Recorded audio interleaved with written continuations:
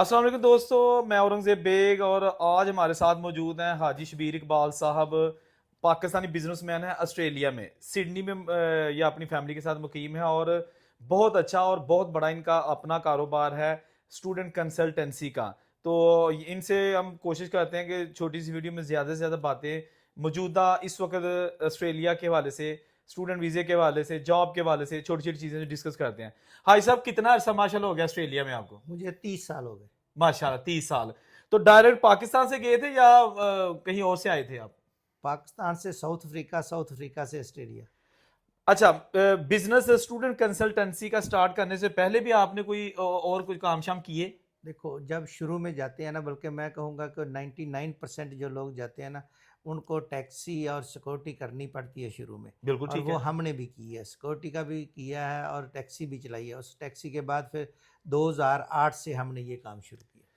हाय साहब, अभी स्टूडेंट वीजे के हवाले से ऑस्ट्रेलिया कहाँ स्टैंड करता है? यानी पाकिस्तानियों के वीजे जो है ना, वो पिछले 10 साल पहले की बात की जाए और अभी 2026 की जाए, तो क्या रेशो है, क्या सिचुएशन है?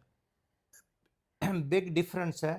पहले वीज़ा बहुत इजी था, बल्कि 2023-24 तक वीज़े जो है डिप्लोमा लेवल पे प्राइवेट एजुकेशन में बहुत लगे हैं कि हमारे बहुत स्टूडेंट है। एक एक महीने में 100 स्टूडेंट जा रहा था, लेकिन जो जी मेरे जी। थ्रू। हाँ। लेकिन अभी काफ़ी टफ हो गया। अभी ना जो गवर्नमेंट ऑस्ट्रेलिया है ना, इमिग्रेशन, वो फिनांस को बहुत ज़्यादा चेक करती है। ठीक है। ठीक है, और ज़्यादातर वीज़े जो है ना यूनिवर्सिटी में लग रहे हैं। लेकिन उम्मीद हम करते हैं कि आने वाला दौर में, आने वाले कुछ महीनों बाद प्राइवेट हायर एजुकेशन में भी वीज़े लगेंगे, प्राइवेट डिप्लोमा में और हायर एजुकेशन में वीज़े लगेंगे।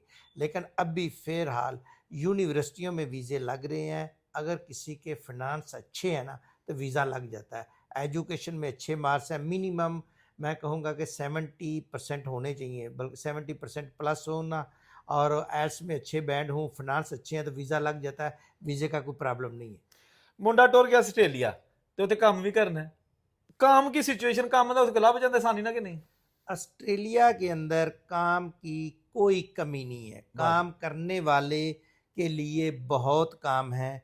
और आप जाते ही स्टूडेंट अपना ऊबर ईट्स का अकाउंट बनाए तो वो पर डे, एक दिन अगर वो 8 से 10 11 घंटे काम करता है, तो वो मिनिमम 300 से 400 डॉलर मिनिमम बना सकता है।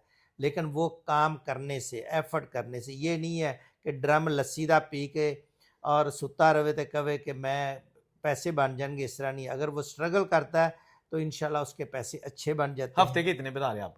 मैं पर आवर पर डे बता रहा हूँ कि अच्छा। 300 से 400 डॉलर पर डे बन सकते हैं।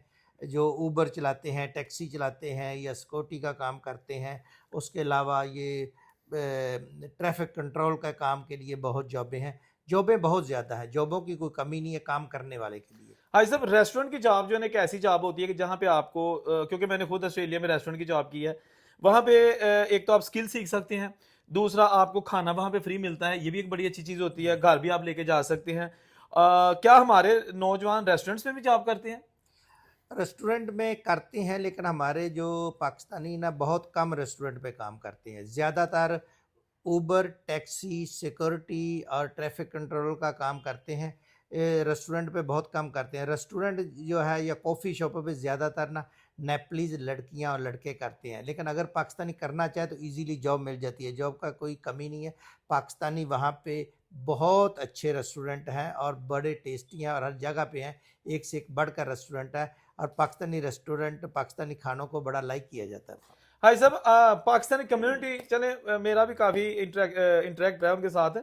कैसी है, एक दूसरे की मदद करते हैं खासतौर पर स्टूडेंट जाते हैं या आप लोग जो मतलब सीनियर है वहाँ पे? पाकिस्तानी कम्युनिटी ज़रूर मदद करती है। आप पाकिस्तान की एसोसिएशन भी हैं, पाकिस्तान कौंसलर जनरल है, आप पाकिस्तान कौंसलर ऑफिस में जाएं, एम्बेसी में जाएं, बहुत हेल्प करते हैं। अगर आप प्यार मोहब्बत से किसी भी कम्युनिटी मेंबर को मिलेंगे ना, तो वो जितनी वो एफर्ट कर सकता है ना, वो ज़रूर करेगा, मदद भी ज़रूर करेगा हाँ और साहब, करते भी हैं। दूसरे मुल्कों की तरह शादी करके भी नौजवान मतलब अपनी अपनी किस्मत है ना, तो अभी ये है ना रास्ता शादी वाला भी, कोई करके जो है ना वहाँ परमानेंट रेजिडेंसी ले सकता है? जी, शादी करके ले सकते हैं, शादी करके पूरी दुनिया में ले सकता है, हम्म। शादी करके ले सकता है, कोई मसला नहीं है।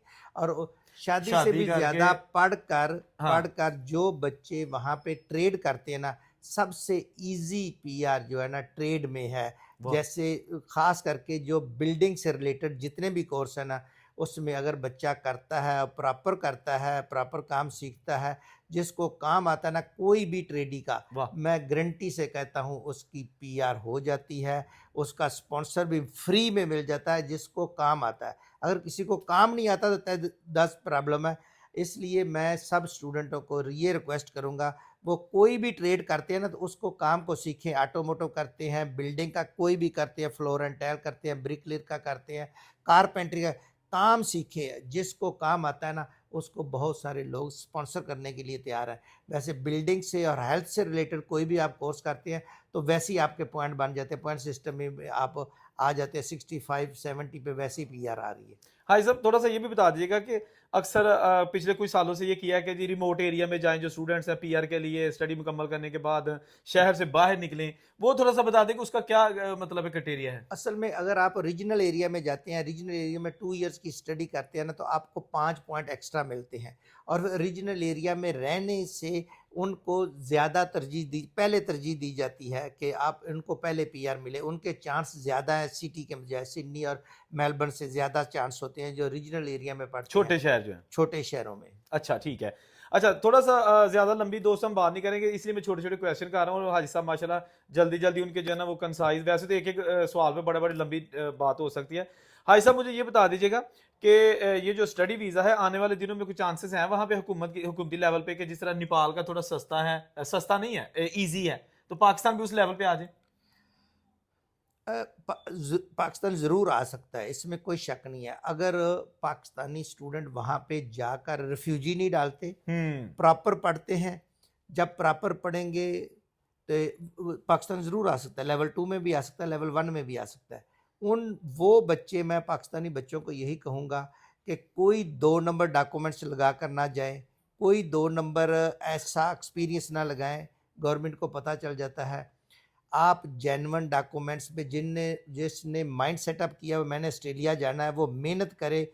मिनिमम 70% से ज़्यादा मार्क्स ले, आइल्स में अच्छे बैंड हों, फिनेंशियल उसके अच्छे स्ट्रॉन्ग आए तो उसका वीज़ा लग जाता है और वहाँ जहाँ पर जिस कोर्स में जाता है वो पढ़े। अगर कोई ट्रेड कर रहा है तो ट्रेड में पढ़े भी और साथ उसमें अपनी फील्ड में जॉब ढूंढे। जो बच्चा वहाँ पे जो स्टडी कर रहा है उसको उसी फील्ड में अपनी जॉब भी कर रहा है तो उसके मैक्सिमम चांस है परमानेंट रेजिडेंट होने के। आखिर में ये भी बता दीजिएगा, एक मैसेज टाइप भी हो सकता है कि कुछ हमारे जो स्टूडेंट्स हैं, मैं जब हमारे साथ भी शेयरिंग में लड़के रहते थे तो यहाँ पर वो ना सिगरेट पीते थे ना कोई ऐसी वैसी हरकत उनकी, यानी कि गैर जरूरी सरगर्मियां नहीं थी। वहां जब जाते हैं तो माँ बाप सर पे नहीं होता, तो बहुत सारे ऐसे लड़कों को मैंने देखा है कि पाकिस्तान में सिगरेट नहीं पीते थे, वहां पीने शुरू कर दिए और उनके जो है ना वो बड़े महंगे सिगरेट है वहां पे। क्या ऐसी चीजों से दूर रहना चाहिए? ऑफ कोर्स मैंने अपनी लाइफ में कभी सिगरेट नहीं पिया, कभी सिगरेट जलाया भी नहीं। मैं तो सबको यही कहूँगा कि सिगरेट नहीं पीना चाहिए। कोई भी ऐसा जो ड्रग्स से रिलेटेड है, सिगरेट है, उसके करीब भी नहीं जाना चाहिए।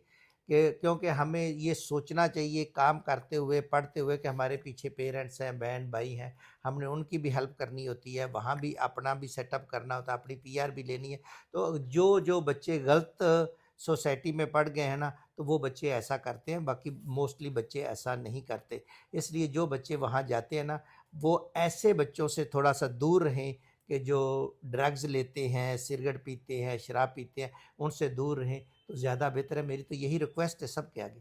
हाजी साहब की हमने बड़ी अच्छी बातें सुनी और ये आखिरी बात की है, ये मैसेज टाइप थी कि कोशिश करें कि अगर आप पेरेंट्स से दूर हैं, पेरेंट्स ने आप पर इन्वेस्टमेंट की है, खर्चा किया है, बैंक स्टेटमेंट और एडमिशन वगैरह, तो वहाँ पर ऐसे लोगों से वाकई दूर है क्योंकि वहाँ पर ये चीज़ें जो है ना ये आम है, यानी कि वहाँ पर लड़के समझते हैं कि माँ बाप तो सर पे नहीं है, यहाँ पे वो तो पाकिस्तान है तो हम जो मर्जी करें। तो नुकसान किसका है? सिर्फ आपकी ज़ात का, अगर कोई ऐसा है। मोस्टली हमारे पाकिस्तानी माशाल्लाह बहुत अच्छे हैं, ऐसा नहीं करते, लेकिन अगर ऐसा करेंगे तो सिर्फ आपकी ज़ात का नुकसान होगा।